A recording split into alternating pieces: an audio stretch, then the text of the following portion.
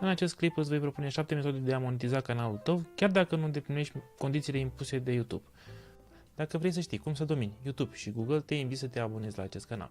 Salut, sunt Ionuț de la Maps.ro, bun venit pe un nou clip.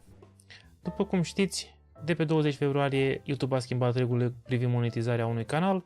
Asta înseamnă că trebuie să aveți 4000 de ore minim în ultimele 12 luni de vizionare și 1000 de abonați pe canalul vostru. Dacă nu aveți aceste condiții, YouTube vă demonetizează. Totuși, asta nu înseamnă că nu veți face bani cu canalul vostru. Tocmai acesta este rolul acestui clip, să vă explice cum puteți să faceți bani, chiar dacă în teorie nu îndepliniți condițiile impuse de YouTube pentru a monetiza canalul vostru. Prima metodă, afilierea. Afilierea înseamnă să puneți produsele altor companii pe canalul vostru, să vorbiți despre ele, să puneți un link și în momentul în care un cumpărător va intra pe acel link, va cumpăra ceva de pe site-ul respectiv, sigur veți primi și voi o sumă de bani.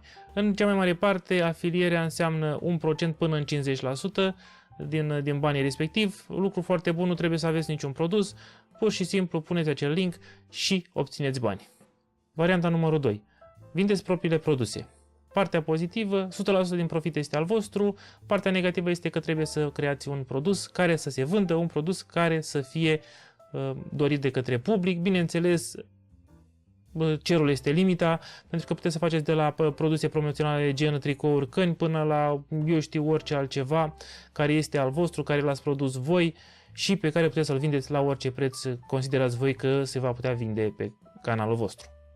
Varianta numărul 3. Deveniți un consultant, un antrenor pentru celelalte persoane din nișa voastră. Dacă vă pricepeți destul de bine la ceea ce faceți pe nișa voastră, puteți să vindeți aceste servicii ale voastre de consultanță către restul celor care intră pe canalul vostru. Important este să știți mai mult decât cei care intră și în funcție de cât de mult știți, puteți să vă setați propriile prețuri, obținând bani în funcție de pregătirea voastră. Varianta numărul 4. Promovați-vă serviciile. Aceste servicii pot fi de diverse naturi. De exemplu, aveți un canal de YouTube, vă pricepeți cât de cât la acest lucru, sigur știți să editați un clip, sigur știți să creați un thumbnail, aceste lucruri pot fi monetizate pentru că sunt persoane care fie nu se pricep, fie nu au timp să facă acest lucru și atunci apelează la serviciile voastre. Bineînțeles, să zicem că puteți fi un instalator.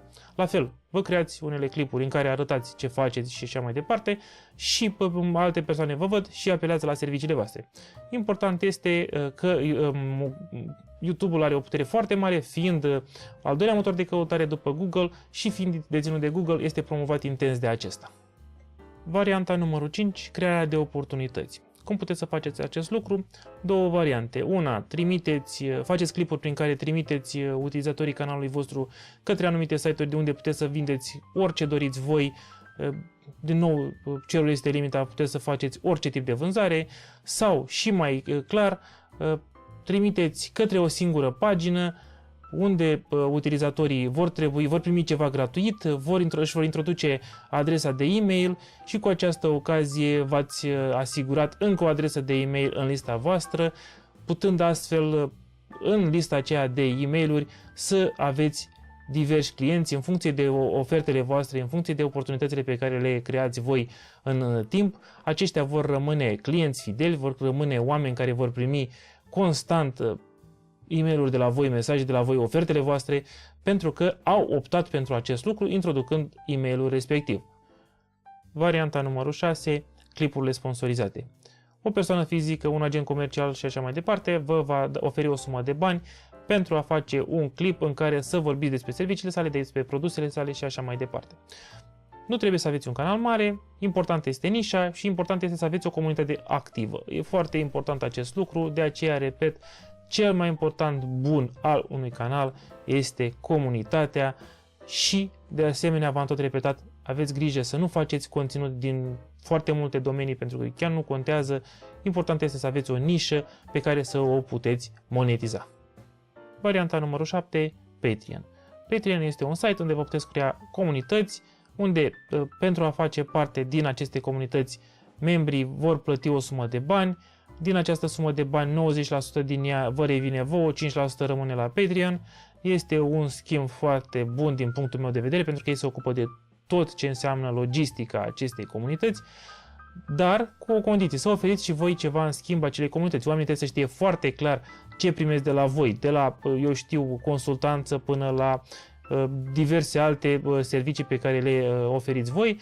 Există însă și comunități în care efectiv cel care are acea comunitate primește bani, adică prin această sponsorizare de la Patreon, doar pentru că are o personalitate foarte interesantă și atunci anumiți membri din comunitatea sa vor să fie alături de el, să-l susțină prin aceste mijloace. Dacă sunteți interesați de astfel de subiecte și vreți să aflați mai multe, primul pas pe care puteți să-l faceți este să vă abonați la acest canal. Dacă de asemenea aveți youtuberi, prieteni care ar putea fi interesați de acest subiect, vă rog să le transmiteți clipul și către ei.